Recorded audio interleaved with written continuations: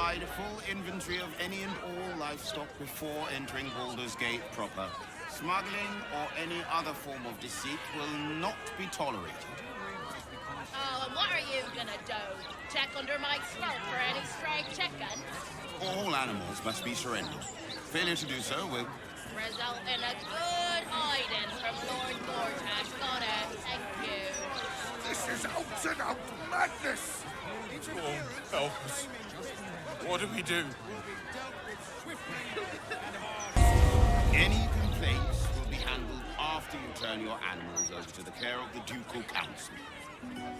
Oh, and what good is that gonna do us? Huh? How are we gonna support ourselves, huh?